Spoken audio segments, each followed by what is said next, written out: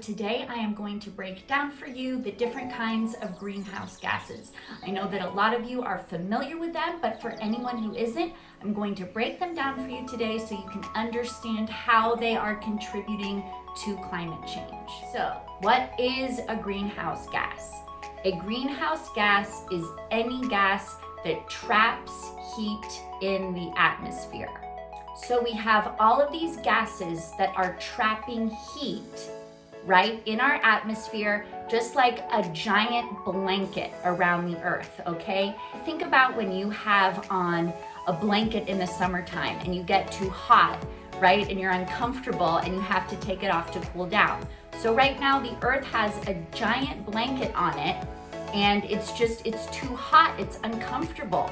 So by reducing the emissions of these gases, that's how we are going to cool the temperature and make life on Earth more comfortable. The largest greenhouse gas that we emit is carbon dioxide. It accounts for about 80% of all greenhouse gases that we emit. The next highest is methane at 10%. Then we have nitrous oxide at 7%. And lastly, fluorinated gases at 3%. Carbon dioxide is created during the burning of fossil fuels, okay? So gas, oil, those kinds of things. The burning of forests, the burning of any kind of waste, that is emitting carbon dioxide into our atmosphere. This is why one of the goals for reducing our carbon dioxide emissions is to switch our vehicles to electric vehicles, because right now our gas-operated cars are emitting all of that carbon dioxide into our atmosphere every day because they're running on gas, right? On fuel, on oil. And it's just being emitted and it's not going anywhere, and it is causing the global temperature to rise. Methane gas, okay, is emitted during the transport of things like coal and natural gas.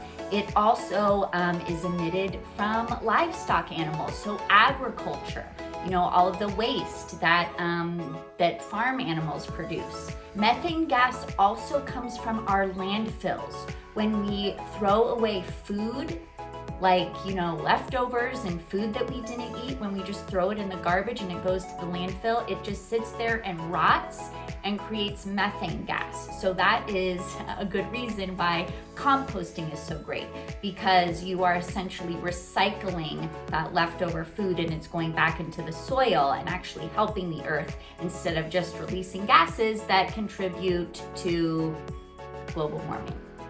Next, we have nitrous oxide gases. Now, these are less common, obviously, than carbon dioxide and methane, but they are still produced during things like agricultural practices, such as fertilizing, any kind of treatment of crops in the soil. That creates nitrous oxide gases. Also, when chemicals are created in facilities, in factories that humans are making chemicals in, nitrous oxide gases can come out of that.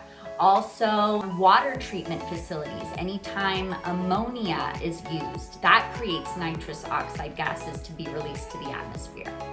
Lastly, we have the fluorinated gases, which, while they account for such a small percentage, they are very harmful because, how do I say it? They're so concentrated.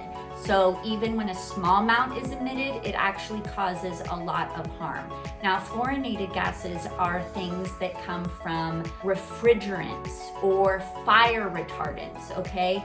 These kind of things, aerosol cans, anything that sprays foam, that releases these fluorinated gases into our atmosphere.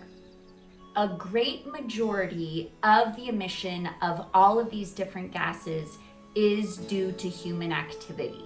Okay, there's no denying that. Obviously, we as humans have created all of these things, everything from cars to airplanes to factories to producing chemicals to making plastic.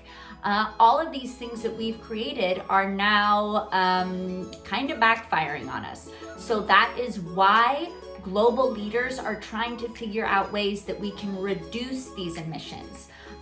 For carbon dioxide, which is obviously the big one, there are definitely easy ways we can start cutting back, switching over to renewable energy like solar power, those kind of things, electric cars, so we're not emitting those bad gases. Also, the natural absorber of carbon dioxide are plants and soil.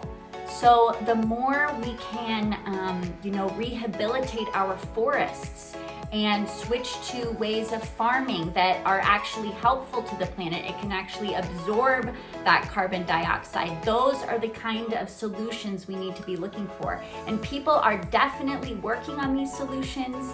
And I just hope that by educating others, we can all understand the things we can do to take this giant blanket off of our earth. Thanks, guys.